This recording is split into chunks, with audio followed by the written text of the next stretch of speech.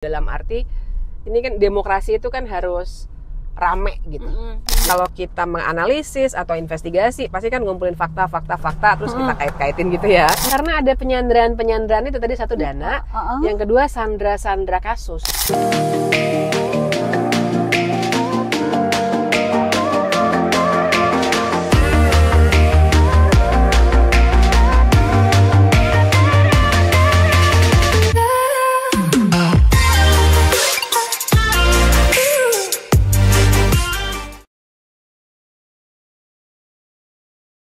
Oke Mbak Bibip, akhirnya waktu itu kita bulan apa ya kita sempat yang mau janjian? Pokoknya tahun lalu deh, segitu memalukannya buatku karena kelupaan. Jadi aku harus itu kayak itu sih yang salah aku. Enggak sih, aku juga salahnya kan biasa kalau aku harusnya yang ngejar gitu. Mbak jadi enggak, Mbak jadi aku tuh kayak yang Mbak Bibip sibuk, udahlah gitu. Nah terus Mbak Bibip, ini kan yang lagi rame banget sekarang tuh kan soal itu Tom Lembong ya kan. Setelah bebas, maksudnya ya abolisi lah gitu. Terus beliau bersama tim pengacara memilih untuk melaporkan hakim gitu. Benar, kan. Benar. Itu lumayan agak kaget sih gitu. Kan dikira udah selesai, ya udah gitu. Hore bersama Thankful keluarga dong gitu kan. Ya. Ternyata enggak gitu. Menurut Mbak Bibip emang harus diberesin sampai seberes-beresnya. Ini yang nggak beres di mana gitu. Betul. Iya, aku setuju loh itu dilaporin. Karena gini, menurutku itu abolisinya itu dia kan abolisi ya, Pak Hasto yang amnesti ya. Yes. Abolisinya itu satu memang selayaknya dilakukan karena menurutku itu kriminalisasi. Aku ngikutin banget sidangnya, udah baca putusannya yang lebih dari 1000 halaman itu aku mendengarmu. Jadi aku yakin memang kriminalisasi. Sehingga persoalan sebenarnya nggak selesai bagi kita semua ya, bukan bagi Pak Tom Lembongnya aja. Ketika dia dibebaskan gitu, I'm happy for him, pasti keluarga juga happy, dia nggak jadi di penjara. Tapi dia benar untuk melaporkan hakim, bahkan kalau perlu juga jaksa gitu ya, untuk dicek sebenarnya apa sih yang terjadi, kenapa saya dikriminalisasi. Karena bahaya loh, bayangin nanti satu orang mungkin jadi males mau jadi pejabat. Karena saya mau get things done, terus saya nanti masuk penjara gitu. Dia kan tipe kayak gitu ya, get things done gitu ya. Atau yang kedua udah jadi pejabat, akhirnya lembek gitu, nggak berani mengambil kebijakan. Karena aduh serba salah, ntar saya di penjara segala macam. Nah jadi menurutku tentu saja ada bayarannya segala macam, tapi kerjaannya orang-orang para advokat kan memang begitu. Ya biarkan itu prosesnya berjalan.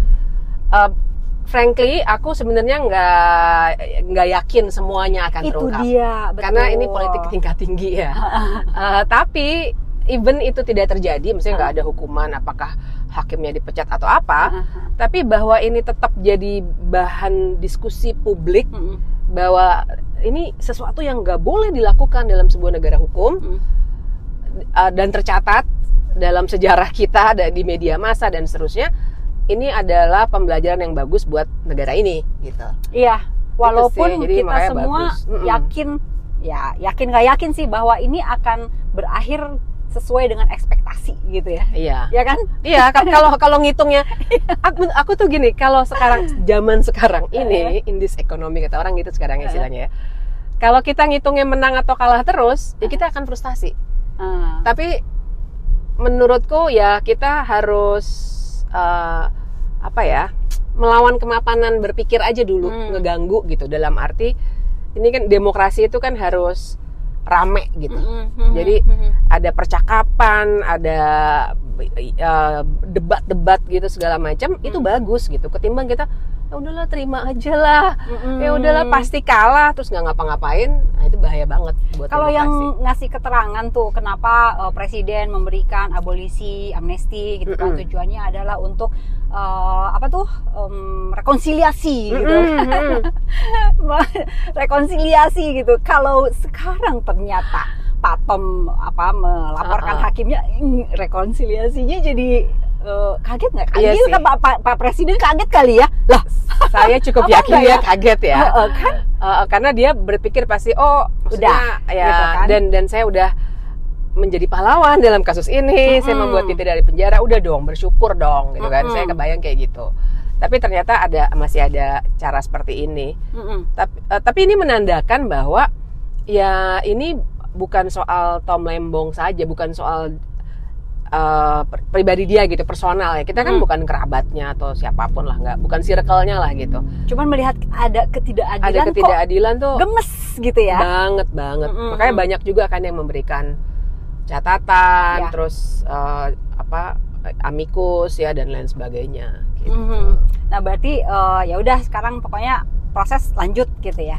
Walaupun kita nggak tahu nanti bakal terungkap ini siapa, pesanan siapa, kan jadi heran gitu loh Mbak. Ini publik juga sih, bahwa yang menjadi Menteri Perdagangan kan banyak. Itu ya. dia. Dan masing-masing punya kebijakan impor gula gitu. Iya, perdagangan kan basah banget. Itu kenapa cuman Pak Tom Lembong aja? Kalau balik lagi ke yang orang ngomongin di TV gitu kan, mensreanya nggak ada gitu, keuntungan pribadi nggak ada, yang ada menguntungkan orang lain. Namanya juga jualan, pasti menguntungkan dong ya. Iya, dan orangnya ternyata dia nggak kenal, itu juga lucu menurutku. Iya, itu gitu loh Mbak. Nah, ini aku nggak tahu nanti di persidangan yang dari pelaporan hakim itu ujungnya apa gitu. Harapannya apa sih Mbak sebenarnya? Mungkin bisa baca nggak Mbak? Harapannya timnya Tom Lembong ya? Iya. Pasti harapannya untuk membongkar konspirasi yang lebih luas itu. Jadi memang membongkar seperti itu ya, bukan dalam arti membongkar untuk menang, tapi untuk buka aja terus di publik, untuk jadi percakapan publik. Dugaanku sih begitu. Karena kalau lihat orang-orang di sekitar Pak Tom Lembong dan dia sendiri kan, makanya dia berbalik arah juga waktu di ujung, karakternya seperti itu. Terus juga mungkin itu harapan utamanya itu. Tapi buatku sebenarnya aku juga punya harapan ini akan menyumbang juga untuk pembahasan kerangka hukum untuk gerasi, amnesti, abolisi, rehabilitasi. Karena belum ada loh kita. Apanya? Undang-undangnya. Di Undang-Undang Dasar ada kan pasal 14. Tapi belum pernah dikasih pagernya gitu. Maksudnya gini, kan jadi ada yang keluarin apabila ini gitu. Terus harus transparan. Kayak misalnya kan gara-gara media massa kita baru tahu bahwa wah ternyata yang dikasih amnesti bukan cuma Pak Hasto, tapi ada 1.000 lebih kalau nggak salah ya. Iya. Nah itu 1.000 lebih tuh siapa aja? Frankly aku belum tahu. Jadi nanti kita harus checklist satu-satu nih. Iya. Terus dan alasannya apa? Oke, Pak Tom Lembong ada begini, Pak Hasto begini, tapi yang lainnya itu siapa dan kenapa? Jangan sampai ntar diobral nggak jelas. Kan jadi orang nggak punya efek jerak kan? Iya. Gue kriminal aja asal gue deket sama presiden, gue bisa dapat amnesti kok atau abolisi, kan ngeri loh. Jadi hukum rimba. Siapa deket dengan kekuasaan aja gitu. Nah, aturan main itu kita belum punya. Jadi aku pribadi dan barangkali banyak akademisi lain punya harapannya juga kekuasaan presiden itu kan semua harus dibatasi. Kalau enggak dia kayak raja dong. Jadi kita kan bukan monarki ya, tapi demokrasi. Nah, pembatasan itu salah satunya yang jarang dilihat adalah pemberian klemensi ini, pemberian pengampunan seperti ini. Oke. Kayak yang di saat yang bersamaan gitu. Sylvester udah dari 2019, udah inkrah, tapi masih belum pernah kemana-mana. Iya, makanya. Loh, kok gitu? Itu kan jadi pertanyaan gitu, Mbak. Benar. Itu harusnya wewenang siapa tuh? Masukin ke penjara. Kejaksaan itu harusnya mengeksekusi. Kok dia diam aja? Nah, kan itu memang agak rumit nih. Loh. Memang agak rumit kalau kita melihat. Nah, di sini kan jadi nganterin kita untuk melihat bahwa ketika aparat penegak hukum itu jadi senjatanya kekuasaan, ya aparat penegak hukum itu polisi, jaksa, KPK, dan kemudian hakim. Hakim relatif bisa inilah ya, kekuasaannya beda. Tapi polisi, jaksa, KPK, begitu dia dikuasai oleh kekuasaan, ya udah dia jadi ini aja. Yes man gitu. Karena kan tadi balik ya, harusnya eksekusi siapa? Kejaksaan. Nanti kan masuk penjaranya di bawah Kementerian Hukum. Oke. Tapi coba kita cek kejaksaan itu kan juga lagi heboh nih. Yang mananya nih? Kan banyak banget. Hebohnya yang mana? Hebohnya yang rumah petinggi kejaksaan sampai harus dijaga oleh TNI. Loh, kok ada TNI? Padahal ini penegakan hukum nih, gitu. Pertanyaan di publik banyak dan menurut saya wajar publik nanya karena nggak terang. Dan ini kayak level tingkat tinggi. Jangan lupa bahwa kepala-kepalanya dari atau petinggi dari aparat penegak hukum itu, Kapolri dan Jaksa Agung belum diganti dari sejak Jokowi. Yang artinya apakah ini ada lain jadi benang merah gitu, lanjutan? Itu salah satu tesis yang bisa kita kembangkan, kita cek gitu ya. Walaupun itu dugaannya Mbak ya, maksudnya kan pasti kita dugaan. Susah membuktikannya kalau untuk kayak gitu-gitu. Benar, tapi itulah soalnya dengan politik kan, kita semua pasti dugaan segala macam. Nanti sebelah sana pasti bilang tidak boleh berdasarkan asumsi. Iya. Emang benar sih, tapi kita kumpulin aja faktanya. Itu tuh. Kapolri sama Jaksa Agung belum diganti sampai sekarang. Walaupun pemerintahan udah ganti, menteri-menteri udah pada ganti, kebanyakan gitu ya. Kemudian KPK-nya sudah ganti, tapi lihat nggak sih, ternyata KPK itu baru berapa hari yang lalu mengumumkan minta maaf kepada publik. Mereka tahun baru ini itu dua kali OTT. Yes. Jadi dia memang makin lemah. Nah, yang menguat sekarang kejaksaan. Sampai harus dijaga TNI juga kan kantornya tuh waktu itu. Nah, itu dia. Jadi fakta-fakta itu aja kumpulin. Kalau kita nggak mau terlalu berlebihan curiganya ya. Tapi kan kalau kita menganalisis atau investigasi, pasti kan ngumpulin fakta terus kita kait-kaitin gitu ya. Nah, itu yang kita mesti baca. Kayak misalnya ya para pembela dari keluarga Jokowi gitu ya. Mau nggak mau aku menyebutnya keluarga Solo gitu kan. Yeah. Mana sebutkan Fufufafa itu siapa? Ayo sebutkan. Itu aku nonton di mana kemarin itu ya. Ada yang kekeh banget harus keluar dari mulutnya Rocky Gerung. Sebutkan Fufufafa. Jadi dia kayak mancing gitu. Iya, itu persis mancing. Karena kan nanti kita bisa kena undang-undang ITE. Iya kan? Maksudnya undang-undang ITE yang atau pencemaran nama. Nah, pencemaran nama itu kan memang Fufufafa siapa? Bisa saya, bisa siapa aja gitu kan. Jadi kalau kita orang hukum nih sering ngingetin teman-teman, terutama yang aktif gitu ya, jangan nyebut nama ya. Makanya kamu sebut aja kayak Fufufafa atau negara Konoha misalnya gitu ya. Hal-hal kayak gitu dari segi hukum untuk kasus pencemaran nama itu lebih aman gitu. Nah, seringkali akhirnya mancingnya suka kayak gitu. Rocky udah jago dia, pasti udah gak kena pancing ya. Gak kena pancing, cuman ya gemes banget gitu loh. Jadi dia pengen banget keluar nama dari mulutnya Rocky gitu. Fufufafa itu siapa gitu. Nah, kayak gitu loh Mbak. Jadi jadi ingat ini nih Gibran nih. Kayak kemarin gitu kan sempet ramai banget di DPR gitu kan. Udah terima surat belum?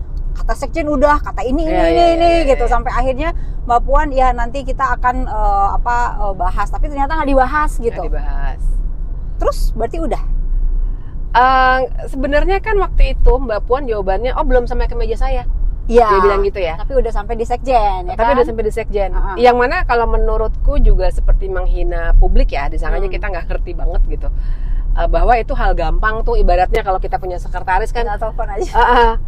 Pak, tolong ya kirim ke meja saya, kan tinggal gitu ya. Nah, menurutku sih sangat bisa di follow up. Siapa yang mau follow up? Nah, yang mau follow up itu mesti either kita dari publik untuk mendorong, maksudnya mau follow up untuk bilang ke Mbak Puan, ke semua fraksi yang ada di DPR, plus juga sekretariat jenderal DPR, atau orang-orang di dalamnya. Cuma kan ini mesti dibaca bareng sama amnesti untuk Pak Hasto. Maksud saya dulu gitu kan ya cara bacanya. Iya kan. Kenapa jadi bacanya ke sana, Mbak? Karena setelah amnesti, Bu Mega langsung bilang kader-kader dukung pemerintah. Walaupun dia bilang ya ini bagaimanapun saya percaya perlu penyeimbang segala macam. Tapi kan ibaratnya tuh kita udah nggak punya oposisi. Walaupun secara konstitusional nggak ada kata oposisi ya, tapi kita udah nggak dari 9 partai, ya udah 9-9-nya udah jadi dalam kolamnya Prabowo gitu. Jadi sekarang semuanya tergantung pada Prabowo dan elitnya.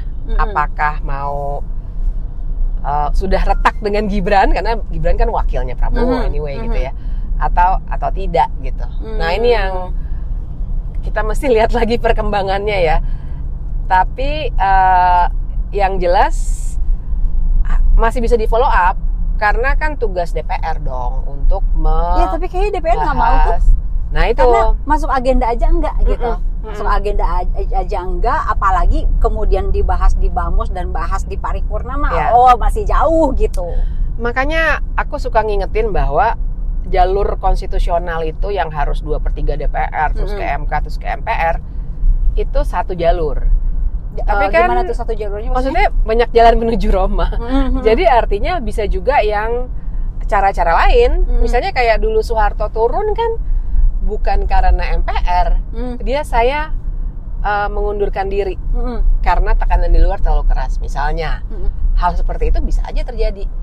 Nggak hanya tekanan massa ya, tapi kan ya ini tadi tergantung apakah Prabowo dan elit-elit di sekitarnya itu masih erat nggak hubungannya dengan bapaknya Gibran. Kita mesti membaca itu sih. Kata Mbak Bibip gimana? Masih erat? Menurutmu gimana? Setelah kemarin kan udah ketemu sama Ibu Mega gitu kan, dan hasilnya adalah Hasto keluar gitu kan. Dari penjara. Nah, terus dia rekonsiliasi juga dengan ya itu kan bertiga tuh waktu itu 01, 02, 03. Dia rekonsiliasi ke 03 Pak Hasto, ke 01 Pak Tom Lembong gitu kan. Nah, kira-kira hubungan sama Pak Jokowi masih erat? Ini susah banget dibacanya ya, tapi ya maksudnya kenapa susah? Susahnya karena gini, di satu sisi ada Pak Hasto tadi ya, soalnya Pak Hasto yang dilepas. Tapi kita masih lihat banyak sekali orang-orang yang dekat dengan Jokowi, termasuk di jajaran kabinet yang masih dipertahankan. Yang tadi itu kan ada kejaksaan, Kapolri, kabinet juga beberapa menteri yang dulunya projo gitu kan. Jadi saya belum bisa membaca secara firm, mungkin pelan-pelan ya, mungkin belum ditunjukkan secara frontal. Tapi kita lihat aja apakah Pak Prabowo masih akan hidup Jokowi gitu dalam pidatonya. Dan semua orang se-Indonesia kaget. Kaget kan? Kaget lah kaget sih ya, tapi ya begitulah yang terjadi. Kaget lah, bisa sampai terucap dari mulut beliau gitu kan, kaget banget Mbak, asli. Nah itu kan antara itu nggak kebaca ya Mbak ya, apakah ini pelan-pelan ataukah apa gitu, nggak bisa baca ya? Saya belum bisa membacanya sepanjang Kapolri dan Jaksa Agung belum ganti. Karena itu dua-duanya krusial sekali menurut saya. Krusialnya? Ya itu tadi, karena sekarang yang bisa digunakan untuk menjatuhkan lawan-lawan politik memang hukum. Cukup banyak loh politisi yang lagi-lagi kita nggak bisa membuktikan ya, karena semuanya pasti di belakang layar. Yang tersandra mungkin nggak bisa melakukan banyak hal, termasuk orang-orang di PDI Perjuangan ataupun menteri-menteri, dan itu termasuk keluarganya, suaminya atau istrinya gitu, yang tersandra karena kasus-kasus hukum. Nah, jadi buat saya itu kunci yang sangat penting untuk dibaca tuh. Oke. Jadi keberadaan Gibran sebagai wakil presiden itu sangat tergantung hubungan Prabowo sama Jokowi gitu ya Mbak ya. Itu confirm ke situ gitu ya. Iya. Karena kan kita tadi Mbak Bibi bilang bahwa di DPR itu kan hampir semuanya, bahkan semuanya gitu kan. Sih sekarang. Semuanya gitu. Tinggal Pak Presiden bilang A, ya A gitu kan. Misalnya Pak Presiden bilang bahas tuh soal itu gitu kan. Suratnya TNI bahas gitu. Ya tinggal bahas gitu kan. Iya. Kalau enggak ya enggak, tergantung juga tinggal Pak Prabowo-nya mau atau tidak gitu. Dan itu kan, pasti di balik layar kan? Iya. Karena secara konstitusional ya Prabowo nggak bisa sebagai presiden, nggak bisa mencampuri DPR. Tapi kan kita juga tahu di dalam DPR itu ada kader-kader binaan dan adik-adik. Kekuatan-kekuatan. Jadi sangat tergantung dari Pak Presiden mau apa enggak. Masih mau sama wakil presiden ini apa enggak gitu ya. Itu Mbak kan. Nah, sekarang ini Mbak, kalau misalnya melihat Pak Jokowi ini kuat banget ya gitu. Sudah lengser, masih ya cukup kuat lah, benar nggak? Iya sih. Apa yang membuat beliau kuat? Yang pasti ada pendanaan yang terus-menerus masih ada, baik sudah Kok langsung dana gitu loh? Karena kan orang-orang ini kalau untuk bisa menggerakkan orang-orang ini butuh support pendanaan. Nah tapi kita nggak tahu ini dananya dari mana, siapa. Susah buktiinnya loh Mbak. Ya susah makanya. Jadi dugaan saya sih begitu ya. Jadi itu sebenarnya dugaan karena melihat karakter para politikus yang biasanya ya jarang sekali ya sekultus individu apa sih sampai bisa membelanya sampai sedemikian rupa kan gitu ya. Biasanya motifnya adalah motif ekonomi. Itu makanya aku langsung ngomong pendanaan gitu. Bukan karena aku punya bukti, tapi karena pada umumnya seperti itu. Kenapa sekuat itu gitu? Nah kalau misalnya tadi soal pendanaan, yang mendanai siapa? Nah, itu pertanyaan bodoh aku gitu loh. Nah itu kita nggak bisa tahu persis sih, tapi ya maksudnya ini sesuatu yang mesti diurai dengan segala macam jaringannya yang digambar segala macam. Jadi agak sulit untuk digambarkan. Tapi kita coba lihat saja pengusaha-pengusaha besar yang mendapatkan banyak sekali keuntungan dari pemerintah pada saat itu. Nah itu misalnya juga bisa kita lacak dari situ. Ya kira-kira begitulah. Nah aku melihat itu faktor paling penting ya, bohir lah gitu istilahnya. Ya siapa lagi deh yang punya duit banyak? Iya, dan akhirnya ya sandera itu loh, sandera hukum itu real banget. Jadi makanya aku bilang ini kuncinya bener-bener di aparat penegak hukum. Karena selama senjata itu, hukum itu kan kayak senjata banget ya. Sebenarnya aku lagi baca tuh literaturnya How Authoritarian Regimes Weaponize Law, menjadikan hukum sebagai senjata emang. Jadi walaupun itu adalah resminya punya pemerintah, maksudku atasannya pasti kepala pemerintahan dong. Tapi selama kepala-kepalanya itu masih orang-orang yang terkait erat dengan Jokowi, ya masih kepegang lah gitu ibaratnya. Ya pertanyaannya kemudian kenapa para bohir ini harus tetap ke Pak Jokowi? Kenapa nggak ke Pak Prabowo yang sedang berkuasa? Barangkali ini dalam proses. Karena kan kalau kita lihat juga dari kasus-kasus yang ditangani oleh kejaksaan ada dugaan soal ini kayaknya lagi proses ganti pemain nih di beberapa kasus yang Pertamina yang ya kan besar gitu.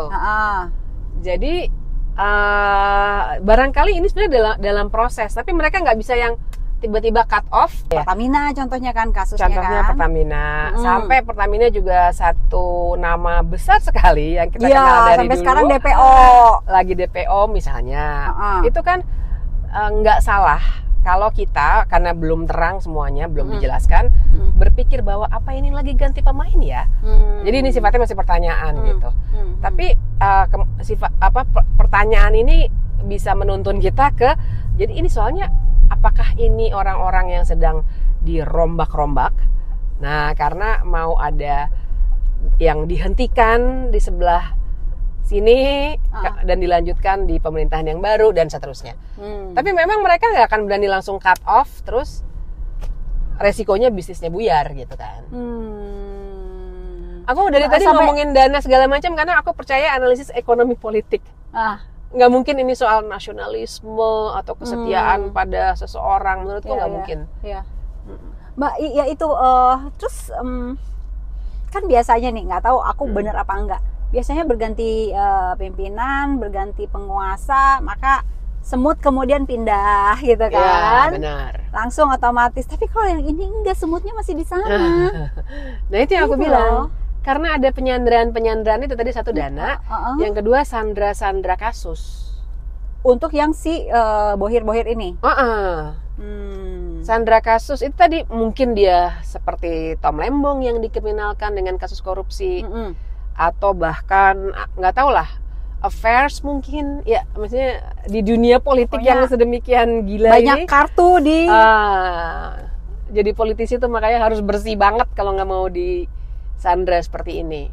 Nah dugaanku cukup banyak politikus yang disandra dengan kasus, makanya penting untuk presiden untuk megang aparat penegak hukum itu. Walaupun sekarang yang megang bareng-bareng sama keluarga Solo gitu. Iya. Menurutku belum lepas kan tadi Kapolrinya belum ganti, kejaksaan mau ganti, tapi makanya Kenapa Pak Prabowo nggak cepat ganti? mau ganti, tapi makanya sekarang lagi ada TNI versus polisi itu loh di kejaksaan. Polisinya mencoba untuk sempat mau ada yang dikuntit. Ini udah di media ya, jadi bukan dugaan. Udah dikuntit, udah ada drone yang mengawasi. Terus mereka minta perlindungan TNI. Nah, sekarang kita lihat di sekitar Pak Prabowo ada siapa aja tuh yang kaitannya dengan TNI dan yang kaitannya yang dekat dengan kepolisian. Jadi ini memang satu permainan catur kalau kita boleh analogikan begitu ya. Yang ini orang lagi saling mau ambil kekuasaan itu. Jadi kalau kita hari-hari ini benar-benar lagi baca, wah sampai ada rumahnya Pak Febri yang dijaga TNI gitu-gitu loh. Ada yang sampai hotel dikuntit. Dengar kan ceritanya dikuntit dari satu hotel ke hotel lainnya dan seterusnya. Semuanya ada kaitannya dengan pengambil alihan kekuasaan itu di wilayah aparat penegak hukum. Kalau misalnya kita melihat Pak Prabowo kurang kuat apa sih gitu? Benar, makanya kurang kuat apa sih gitu. Tapi kok lama ya? Ini udah mau setahun nih gitu. Apa ada kartu juga yang terkait Pak Prabowo ya? Nah, di titik itu aku sebenarnya masih juga banyak pasti ada, tapi apa sebenarnya dan ya itu masih banyak yang harus dibicarakan lah. Bisa jadi begitu. Tapi yang jelas kan Pak Prabowo ini memang harus bisa kita bilang berutang budi sama Jokowi. Oh iya. Maksudnya dia berkali-kali nyalon gagal. Iya. Baru ketika dalam tanda kutip dikasih anaknya Pak Jokowi, dia bisa menang gitu kan. Jadi memang luar Walaupun biasa. Untuk angka kita nggak tahu ya. Nah itu. Tapi kan dengan kekuasaan Pak Jokowi juga tuduhannya, kenapa kita keluar dengan istilah parcok itu kan? Karena ada perintah yang mungkin membuat 58% itu jadi bisa dipertanyakan. Karena juga ada pengerahan aparat. Itu yang diperdebatkan di MK kan, tapi tidak disetujui oleh MK. Pengerahan aparat yang pada waktu itu kepala negaranya adalah Pak Jokowi, sehingga akhirnya pasangan itu dapat 58% gitu. Jadi jasanya luar biasa besar. Betul, jasanya luar biasa besar, tapi artinya harus selesai sampai 5 tahun ya. Kalau begitu besarnya jasa. Harusnya Pak begitu. Jokowi. Harusnya Pak Prabowo harus selesai 5 tahun bersamaan bersama-sama together 2029 ini. Sampai selesai kan orang banyak yang udah makzulkan Gibran gitu. Bahkan Purnawirawan TNI kan banyak yang minta makzulkan Gibran. Berarti kalau misalnya begitu besar jasa ini maka akan sampai 2029 berpasangan. Pak Jokowi tuh menginsinuasi seperti itu waktu heboh pemakzulan Gibran. Itu kan dia bilang, oh nggak bisa dong, itu harus satu paket, dia bilang gitu. Secara hukum, saya dan teman-teman dan pasti Pak Jokowi juga tahu, nggak jadi satu tuh, karena kata-katanya presiden dan atau wakil presiden. Tapi sebenarnya kan yang Pak Jokowi ingin katakan, ya harus gitu dong, dua-duanya dong. Saya gitu yang bikin menang gitu kan. Jadi buatku dia udah memberikan sinyal itu. Jangan dilepas nih anak saya, udah saya kasih kok. Tar dulu gitu. Gitu ya. Gitu. Berarti ya udah harapan orang-orang, harapan para jenderal, purnawirawan bahwa makzulkan Gibran itu tidak akan pernah terjadi ya, Mbak. Kalau mengikuti konstitusi. Maksudku itu tadi tuh, kalau misalnya ada tekanan politik di luar konstitusi, jadi nggak usah lihat pasal 7A 7B itu, ya bisa aja kayak Soeharto, tahu-tahu saya mengundurkan diri ketika dia udah nggak punya legitimasi kan. Nah gitu. Yang bisa dilakukan Pak Prabowo di sisa waktu ini, 4 tahun ini? Apa? Banyak banget menurutku dia, kemarin dia baru bilang sudah sesuai dengan yang saya inginkan. Nah buatku itu, kalau buatku ya, karena aku merasa aku punya banyak sekali kritik pada kebijakannya. Jadi I don't hate him, siapa juga orang nggak kenal. Tapi kebijakannya itu banyak yang keliru. Jadi menurutku sih 4 tahun ini dia harus perbaiki tuh. Yang mana tuh Mbak? Mulai dari MBG, soal-soal Yang miris waktu itu. Utang. Oh, utang. Utang itu gila loh. Ya Aku ampun, bukan Mbak, ahli utang. ekonomi ya, tapi aku banyak Aku juga nanya. bukan ahli ekonomi, tapi Aku udah sampai nanya gitu, itu nggak akan jelasin bisa ke aku, kebayar please. menurut aku. Sampai kapanpun nggak akan bisa kebayar. Gila, Kecuali gila. kalau pulau-pulaunya dijualin. Ya, jadi harus ada drastic policies gitu. Nah itu kan yang Pak Prabowo tuh seperti punya ilusi bahwa it's not happening. We are a great nation, nggak ada utang. Iya, bahkan gitu data loh. BPS sama data World Bank beda. Jadi pertumbuhan ekonomi kata BPS Iya. naik. Nah buatku aku agak Itu BPS juga? worry. Nggak BPS tahu deh. BPS kan kalau di netizen Indonesia udah jayal-jayal BPS diganti-ganti singkatannya. Apaan? Salah satunya bikin Prabowo senang. Oh, Kocak deh. Aku lihat di ini, aku kan suka buka-buka medsos. Nah anyway, jadi 4 tahun terakhir ini memang, waduh, aku sih punya kekhawatiran ya, karena paling tidak untuk bidangku ya 2 hal. Kita itu nggak punya penyeimbang di DPR. Dan walaupun artinya PDIP udah bilang penyeimbang gitu, tapi aku yakin banyak orang PDI Perjuangan dan partai lainnya yang mungkin bersuara keras di dalam sidang kecil-kecil. Tapi kan pengambilan keputusan Ya. per fraksi, Ya, bukan ya. per orang. Nah, jadi itu kekhawatiran pertama. Jadi udah bukan demokrasi dalam konteks itu.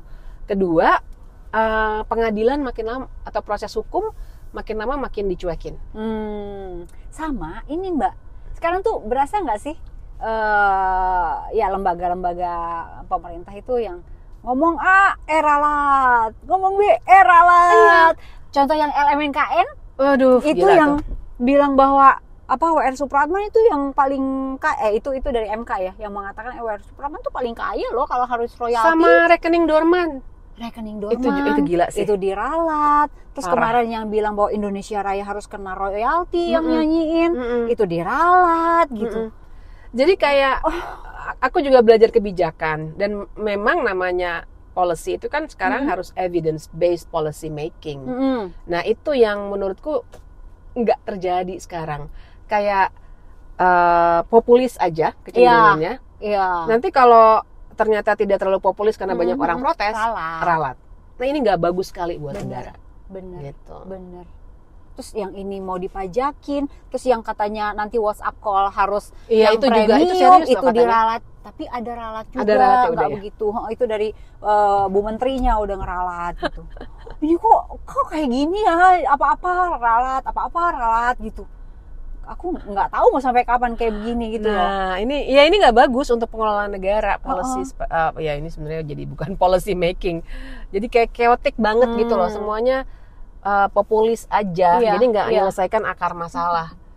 Jadi negara ini seakan-akan untuk ya populisme aja, tapi hal-hal yang sifatnya jauh lebih besar, yang akar masalah itu, masalah perekonomian, pengangguran di mana-mana itu sebenarnya nggak pernah diberesin di dalamnya gitu. Pengangguran, Mbak. Ngeri loh. Ngeri bener, kalau aku sih ngeri gitu, tapi tampaknya pemerintah semua baik-baik saja. Kata siapa Indonesia gelap, cerah kok gitu. Saking cerahnya kita sampai harus pakai kacamata hitam. Oke Mbak, aku udahan. Sampai jumpa lagi di episode berikutnya. Sip. Bye. Bye. Oke, selesai. Aku pokoknya sekarang mau, kan kemarin sempat yang kayak on and off gitu. Sekarang aku mau tiap minggu ngobrol sama siapa aja pokoknya. Kemarin sempat ada yang gimana sih, gue jarang gini-gini kontennya. Ya udah, oke, alright, kita bikin seminggu sekali. Thank you ya, sampai jumpa di episode Indie Stories berikutnya. Dadah. Kamu usulin dong, mau ada apa, ngobrol sama siapa gitu ya. Ya, tolong ya. Oke, bye.